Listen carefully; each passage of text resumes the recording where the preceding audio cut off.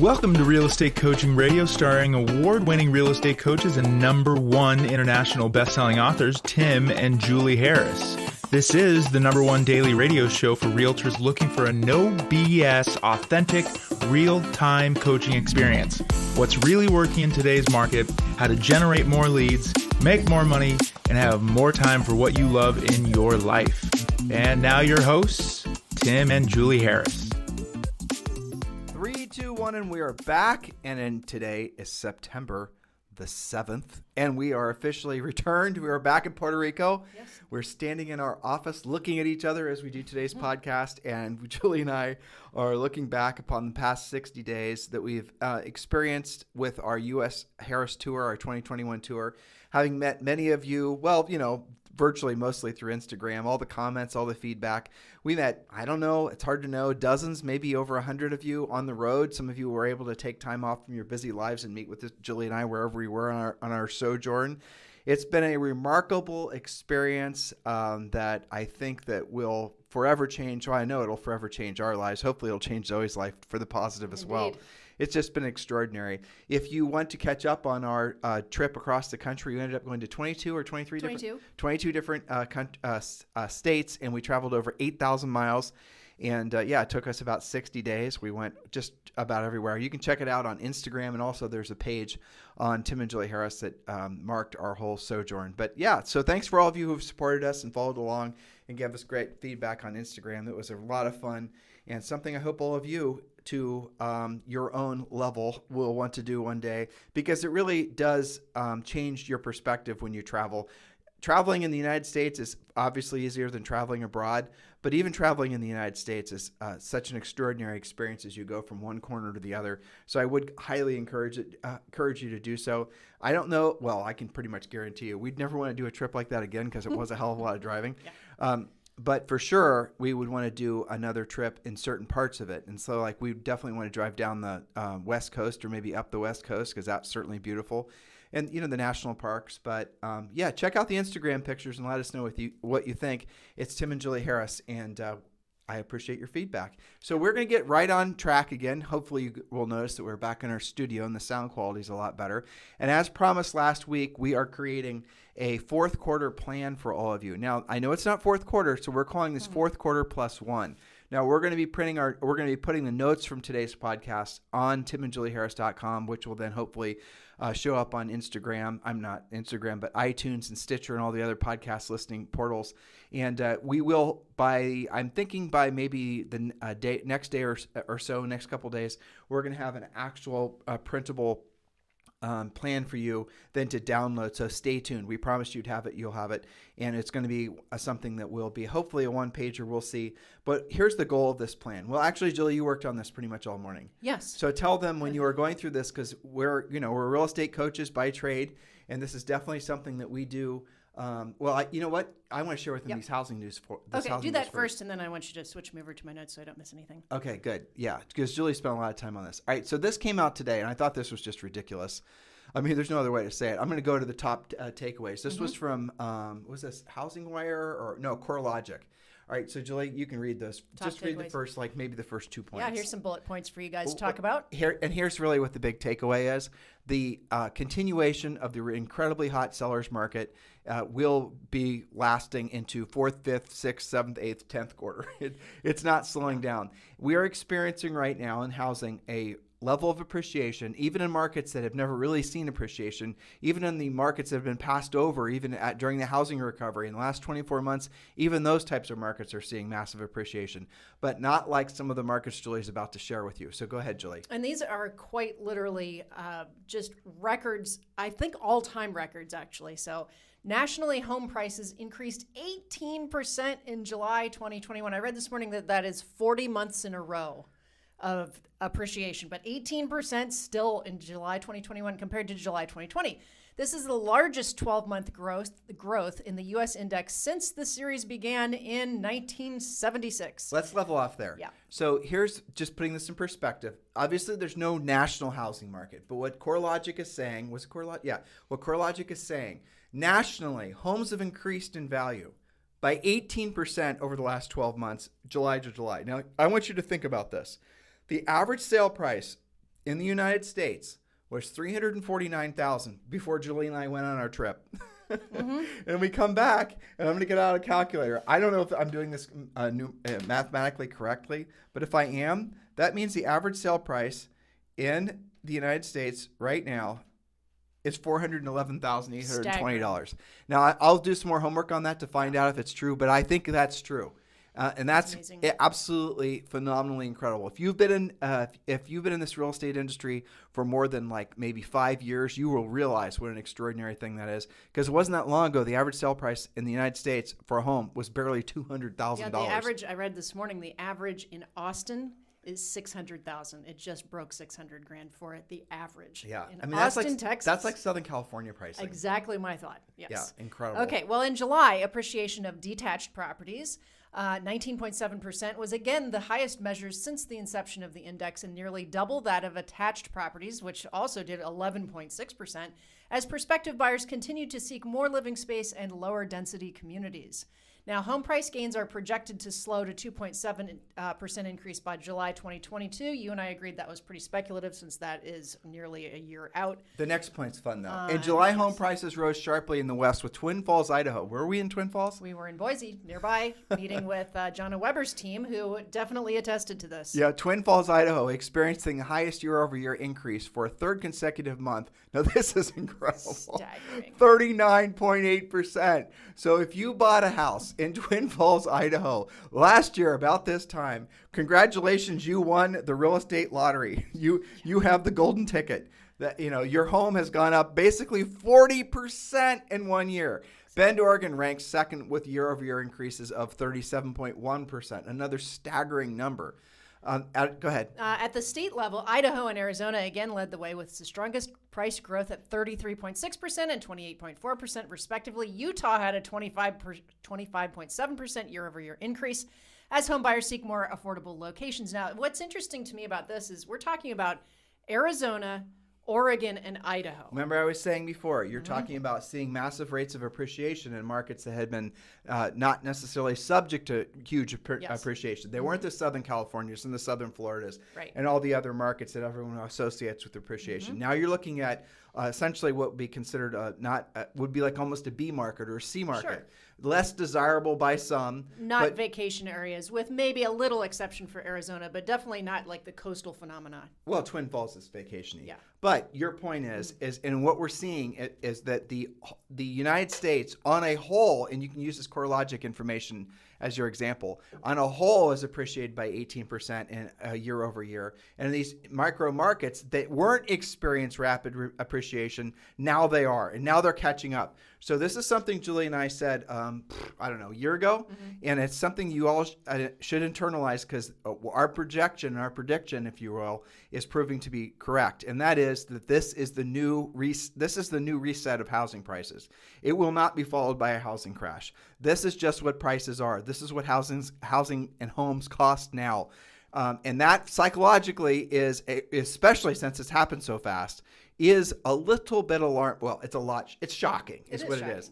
Again, for those of us who've been in the market for a long time and know how exceptional this is something that's historic. So just for what it's worth, don't allow yourself, and it's easy to do, to think that there's going to be a price drop or some sort of crash on the other side of this. There won't be. And all indications are that all we're seeing now is just essentially the resetting of values, the resetting of home values, the resetting of prices. And this will continue. And again, I don't know how they come up with this projection, but they're predicting that there'll be an additional 3% or 2.7% increase by 2022 in July. So how are they going to predict going forward that, say, for example, Twin Falls, Idaho is going to be worth an additional 3%. Well, that will make Twin Falls, Idaho, if you were buying again in 2020 of July, by the time 2022 rolls around, if their projections are right, your home has gone up by almost 50%, basically over 40% inside what will effectively be 2 calendar years. Well, and remember that run up in what became equity, right? That appreciation becomes equity. Just because, let's say they're right, and by July 2022, we are, quote, only appreciating at 2.7%. The previous 40% did not go away, okay? You still have that equity. Oh, yeah. So, and I point that out because we have a whole generation of agents and brokers who have become almost used to this type of appreciation and this pattern. Remember, it's 40 months of appreciation in home values. So, if it's only 2.7%, that might feel like a massive slowdown to you, but it's just more of a normalization and you're still retaining that equity. Why does that matter? Because we have to put to rest things like the naysayers who say, well, prices are going up, so there's got to be a crash. Well, that equity remains. There are absolutely zero underlying factors that match the last bust. It doesn't exist. The only thing that is similar is the house values going up. That's it. Well, the house values back during when you and I were coaching then, right? And during really, I think 06 through really, it's really started in 05, 04, and something like California maybe like 03, but they didn't go up like this. No, they didn't. This is something. This has eclipsed that. As a percent, as a sheer, in terms of the appreciation on homes, and move past your expectation that the housing is going to go through some sort of correction. Assume that it won't. Assume what we're experiencing now is just a new permanent reset of prices. Because what's going to happen is psychologically, the prices are going to continue to escalate, and they're going to maybe they level off a little bit, like there's projecting 3% appreciation 1 year. Well, that's going to be the expectation for what people are going to expect to pay. And you see this happening in all kinds of different assets. You see this happening in, well, we were talking with our new neighbor in Murphy, Kevin, and he bought his, what was it, some big massive diesel truck, right? I forget what it was, some King Ranch, something or another. A big work truck type thing. He said he paid $65 for it 2 years ago. It had over 50,000 miles on it, and he just traded it back into the dealer on a new one for $63,000. That's incredible. I mean, it is incredible, and there's lots of things like that are happening because, again, we're talking about inflation that's rattled in. You may be talking about some laggards from, COVID and who knows what, but this is the new reset of prices.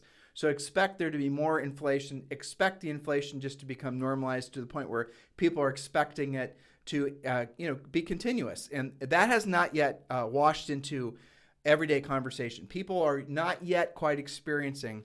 Now, if you're in California, having just driven around the country, there are things in California that are marketably more expensive than they are just up in Oregon or whatnot, or Washington State. Just ridiculous in terms of the cost of fuel and things like that. But overall, the real consumer prices, they've gone up, but they haven't gone up to the point where it's really going to cause people to emotionally react. But we're going to get there. And here's the other thing that's happening. Rents are going to start increasing. I know everyone's been saying rents have gone up by 10% year over year, but what you're going to see is essentially rent increases to happen faster, and rent increases to happen at more of, like Julie's usually raised our rents by how much? 10% per year, usually, if sometimes? That, If that, right? Depends how good the tenant is. Sure. But now what happens if she increases the rent by 10%? We've got a property going vacant in Austin, and we were just talking about it. It's kind of an unusual property. It's kind of a semi-rural property with a barn, and it's kind of neat. And our rent, we're going to probably be able to raise the rent on that. We were planning on raising the rent by $200 or $300 a month. The tenant that was in there decided to move out, so we're going to raise it by probably $1,000, and we're probably going to get it because the price on that property has gone up so much that the demand is there. Right, and the demand is there. So anyway, long story short, guys, this is not something that's going to change abruptly and reverse. Just operate as if this is just essentially the new reset of prices. And you're going to be able to, frankly, help a lot more people if you yourself don't have the psychological beliefs that prices are going to drop. Because if you're carrying around the idea that you're going to sell something to somebody that's going to financially hurt them in 6 to 12 months, well, then that's going to be hard for most of you to want to actually transact, because you're going to be thinking about, what's going to happen to that person in the future. It's going to be operating in your head because, you're a conscientious human being, right? You're a moral person. Well, set that aside and realize that the exact opposite is true. If you're not putting people into homes, and if you're not listing homes, if you're not actually actively in the market, what you're doing is you're potentially hurting those people, especially on the buy side, because how are they going to feel? Like if you're a buyer who you could have maybe convinced to buy a house or helped to get over their psychological fears of buying a house in one of these cities in Oregon, for example, what if they would have bought a year ago and now they've been sitting on essentially 40% more equity in their home. Could you have done something a year ago to have helped those people move past their fears? Or did you instill fears in them because your belief that the market was inflating in value so fast, and now you're realizing, looking in your rearview mirror, that you shouldn't be giving that advice? You guys get what I'm saying here? Knowledge equals confidence, ignorance equals fear. So this is part of our job as your podcast hosts and your coaches and future coaches to educate you so that you can keep your motivation. When you are educated on the actual facts, then your motivation changes and you're able to help a bigger number of people at a higher level, right? So if you're living in fear of the unknown, well, that's, ignorance equals fear. But when like if you go back to our series of podcasts about why this time is not like last time, we did, I think it was almost 10 days worth of taking each and every point and showing you that the underlying factors are completely and utterly different. So make sure you stay educated because, knowledge equals confidence. I have an idea for you. What's that? Why don't you take that show? I realize it was only from 90 days ago. And why don't you supplement that with the most up-to-date information? Yes. And we'll do that series again. I think we because need to. That series keeps coming up. It keeps coming up. Yeah. And because they're not hearing what we're saying. Mm-hmm. So let's use more current information. Well, and we've picked up a lot of listeners since that original series. So we might as well, update it, dust it off. We'll do that in the next 30 days or so. So Julie Harris has worked on, as promised last week, our fourth quarter +1 as in September, right? So we're talking about 4 months. And here's what we're going to be working on with you guys this week. And again, we're going to provide this to you in a very clean, formatted, fill-in-the-blank type thing for your own use. But for now, we're going to be talking about and training you how to create your fourth quarter +1 plan. The +1 being September, fourth quarter obviously being October, November, December. All right, so here's the mindset. Actually, Julie, you created this. I'm sure you worked through this through your own psychology and their psychology to create something really phenomenal. So go for it. Yes, and this will be a series of podcasts because this is a lot to digest and to work through. So we're just going to start with accepting the fact that even though, as we called this, the fourth quarter plus plan, it's fourth quarter plus a lot of September, right? So start with the acceptance that although it looks like there's there are 151 actual days if you count every single day between now and December 31st. Well, let's do some simple math here. And you guys can modify this based on your own schedule, but here's the thing. You may not have thought about your own schedule just yet, and that's why we're rolling this out earlier than we probably normally would to get you clear on this. So 151 actual days. Now, let's subtract the following assumptions. Again, modify to your own uses here. Let's subtract 42 weekend days. Now, I already hear them screaming, well, I always work on Saturday. So if you work one day and you take the other day off, be realistic, use 21 instead of 42. Or dust off your calendar and figure it out for real. So I know when you and I sold real estate, if I would have heard this, I would have been thinking, you know what, Julie, you're telling me that, Thanksgiving's going to be this many days where I'm not going to work. Chris, screw that. I'm working. I know. I mean, I cry baloney to that. Well, exactly. Well, and I appreciate the motivation there. Right. But that was the approach you and I took when we sold real estate. That's and right. that's the reason we sold between 100 and 200 houses per year every year. But here's the thing. They don't understand that and frankly, I wish we would have understood this when we sold real estate, that even though you might be at work, nobody else is, so there's no sense in you being at work. Exactly. And furthermore, you're going to piss people off if you're trying to, not just your fellow practitioners and people in the industry, but buyers and sellers do not want to be bothered during the holidays other than for you to wish them a happy holiday or whatever. So even though you want to work over that particular holiday, even though you have a goal that you're trying to accomplish and it's something that's really driving you to the point where you're willing to give up your nights and your weekends, you need another side to dance with, right? Yes. And if they're not there to participate with, then you maybe want to consider taking a step back, and this is again something I wish we would have probably known a little bit more clearly when we were a lot younger, is that by taking that downtime, actually it reframes it gives you a hard reset, and that's the nice thing about the holidays. Now, granted, in my opinion, way too many days off in the United States. Right, but it's not up to us. Way too many holidays. I mean, Labor Day. Almost as many as Puerto Rico. I mean, all these, it's ridiculous. Well, it is, and I think it's gotten worse. But here's the thing. You cannot motivate people who are unmotivated. If you are a family that has young kids and it's Christmas time and you got 3 munchkins, you're going to be doing kid stuff. You're going to be at events.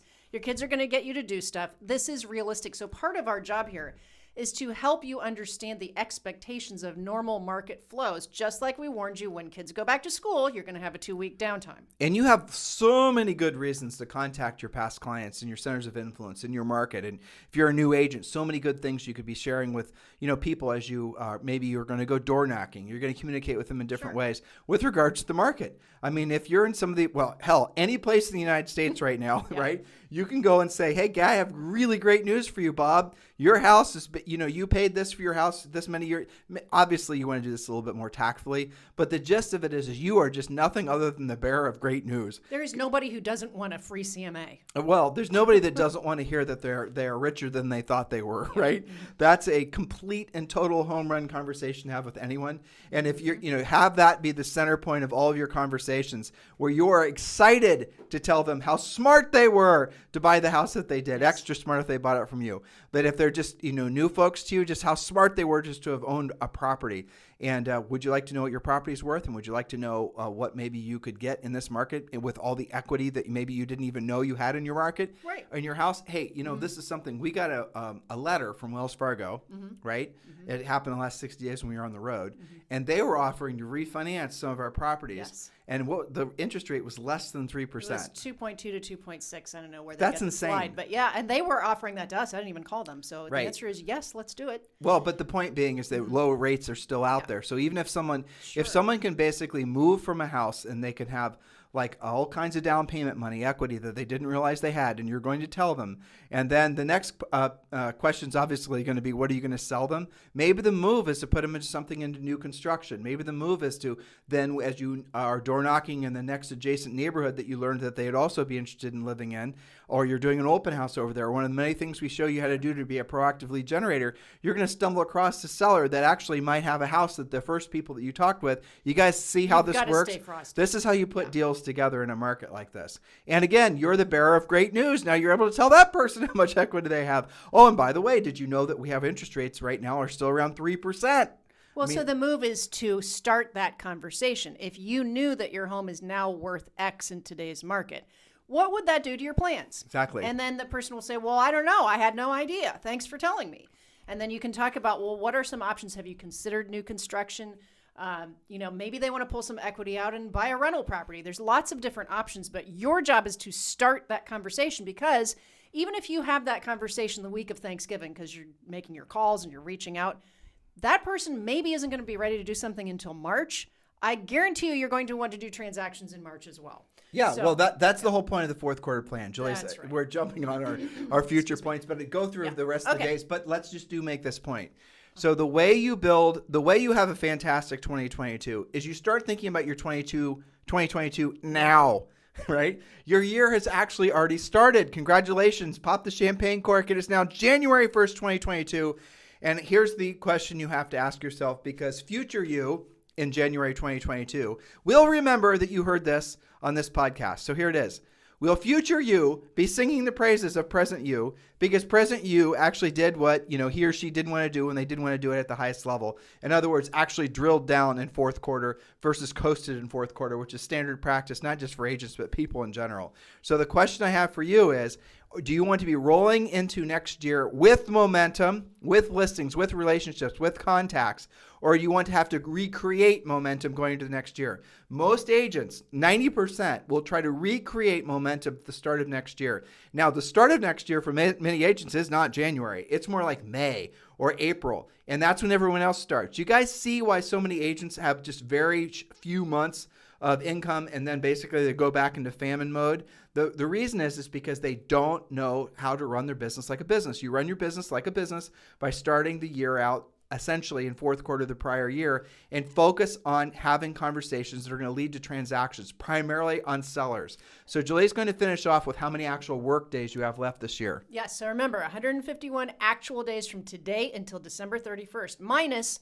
somewhere between 21 and 42 weekend days, depending on how you work that. Let's say there's going to be 2 days off for Halloween, maybe more, with especially if you have lots of kids and events. Let's take the week of Thanksgiving off. Again, whether you feel like working or not, the world takes that week off. Same thing with 10 days between New Year's Eve and Christmas Eve and New Year's Eve. about 10 days during that week. Let's figure for 5 sick days, hopefully not, but figure them in there, 5 miscellaneous days, and I threw in 10 bad weather / bad attitude / not working no matter what days. You guys know you have those days, so let's throw those in there.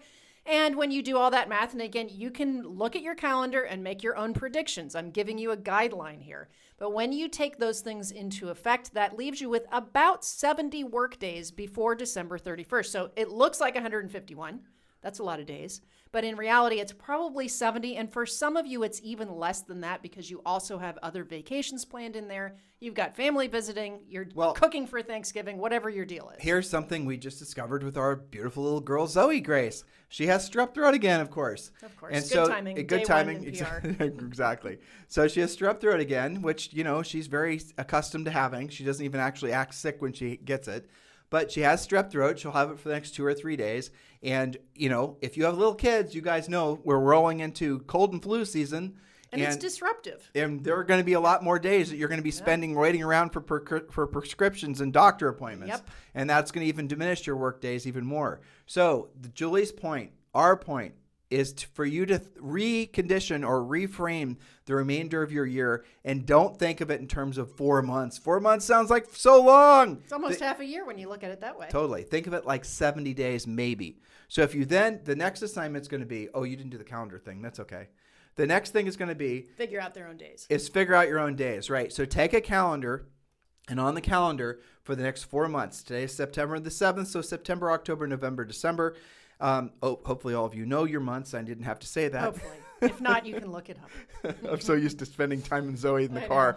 But go and take your print off those 4 pages, hang them on the wall, 4 calendar month pages, right? And then put an X on the day you're not going to be working, a red X, and this is what we have all of our coaching clients do, and put a green $sign on the days you're going to be working. And just remember, you might say, you know what, I'm going to suck it up and I'm going to work some days that maybe I should be taking off. Don't bother, because nobody else is going to want to work with you. And when you call somebody up and they're putting ornaments on their Christmas tree, they're going to be mad at you for not being considerate of their family time. Use this, again, it's really important that you do use this opportunity to refresh, to reframe. And you can do that guilt-free, provided on those days that you're going to be working, you actually work and do not practice work theater. And that's the key, right? So we're going to be getting to more of the plan over the next few days. Well, and a smart agent would accept the fact that as we get closer to the actual holidays, we start to eat up more of that type of predictable days off, right? So you get into Thanksgiving, you get into Christmas, New Year's, et cetera. So a smart agent would say, all right, I've looked at my calendar, I've calculated, and for me, I've only got really 65 work days, but I'm going to front load a lot of that in September and October before people really get into holiday mode, so that I can know what my lead flow is, I can take some new listings, I can achieve my magic number, and that's what we're going to get into with this plan. And I'm going to give you guys a little foreshadowing here. This is really what the goal of this plan is going to be, and it should be for you as well, is that you are going to work towards having your magic number of listings, which is a certain number of listings at all times. And I want Julie to tell a story of her coaching client who was, you don't know what I'm going to ask. No. She sent you a picture. Mm-hmm. She was, I don't even know what, but she was in front of the fireplace. It was in the middle of the day. Yeah. It just had a snowstorm in New York. So tell that story. Yeah, Mary in New York. Okay, so we had worked together for, a year, 18 months, and we were really working on this concept of the magic number. Which is the number of listings at all times you need to meet or exceed your financial expectations. In just shortened version, if you have 5 listings at all times in a market like this, where evidently the sale price is now $400,000 on average, and let's just say, I don't know, I'll just throw out a random number. Let's just say your average commission per sale was $10,000. If you have 4 listings at all times and you only sold 2 of them per month, let's say the other 2 are in process of getting active. They're just, maybe cleaning the carpets, painting, all the rest of it. That means that you would have an income of $20,000 a month if you focused all your best energies on having and maintaining at least 4 listings per month. Active listings. Active listings. When Julie and I sold real estate, we usually had to have, because of our goals, we usually had to have between 20 and 30 active listings at all times to meet or exceed our financial goals. And we're going to show you guys how to do all this, but that is where this plan is going. We're not going to be talking a lot of twittering and social networking and all those things. Those things do have a place, but they come after the real work of real estate is done for that particular day. Yes, so back to Mary in upstate New York. We had been working together on this concept of the magic number, and she had been actively working on her ability to proactively lead generate on her own so that her net would be higher than buying leads. And I got this great email and picture. She said, I now understand the power of the magic number. And I said, tell me about that. She said, here's a picture of I think it was a yellow lab sitting in front of her fireplace in her living room, and her feet are kicked up. She's on her laptop. She said, there's a raging snowstorm out there, and I'm here enjoying my fireplace with my yellow lab, while all these poor buyer's agents are out there shoveling their way, having to show my listings. She said, I like this lifestyle better because I know my listings are going to sell. And I think this is where I originally thought that, listings are mental labor and buyers are definitely physical labor, especially if you live in bad weather areas. And I thought, this was it was clearly a big light bulb that went off for her, is that she can have a different type of lifestyle as a listing agent than as the buyer's agents, who are subject to all kinds of different things. And we've talked about that on other podcasts before. And guys, that is the focus of our coaching company. We do teach you how to scale up a team. We do teach you how to, passively lead generate. If we do teach you how to do all the other things. But what we really focus on is teaching you guys to be listing agents, because when you're a listing agent, you create leverage. And with that leverage, you have that magical thing called freedom. And using Mary as an example, and I remember when Julie and I had that epiphany when we sold real estate, we were listing agents right out of the gate, because we realized that by having a listing agent, you can still be working buyers, but all the rest of the time, other agents are out there trying to sell your listing for you. And if you have listings, you have leverage. If you have listings and you're sitting by your fireplace with your dog, and there's 5,000 agents out in the marketplace that are actively trying to sell listings to their buyers despite the weather, those buyers agents are effectively working on your behalf. Obviously not all of them, because not all of them are trying to sell something like you have for sale, but they're working on your behalf while you're having your cocoa and petting your dog by the fireplace. Exactly. And that doesn't come working on the buyer side of things, obviously. That's why we talk about the magic number. So we need to wrap for today, and then we're going to roll out some very specific things for you to follow starting tomorrow. But homework from today: figure out how many days you personally have left as far as work days. Put a $sign on those days. Put an X mark on the ones that are likely not to be work days. Okay, and we are going to have this plan formalized for you in the next few days, hopefully 2 days. And we will be sharing this with you on this podcast. And we're going to design this as close to fill-in as possible. In the meantime, many of you are ready to join our coaching program, learn how to be powerful listing agents. The best way for you to do that is just text the word success to 47372. Or you can just hop over to timandjulieharris.com, timandjulieharris.com, click on coaching, click on Premier, and you can actually join Premier Coaching for around $100 a month. That's right. You can join. That's one of the options. You can join Premier Coaching for around $100 a month. And that gives you our complete A to Z real estate system with a focus primarily on being a great listing agent. In the meantime, if you guys need to get a hold of us for anything, as always, text me, 512-758-0206, 512-758-0206.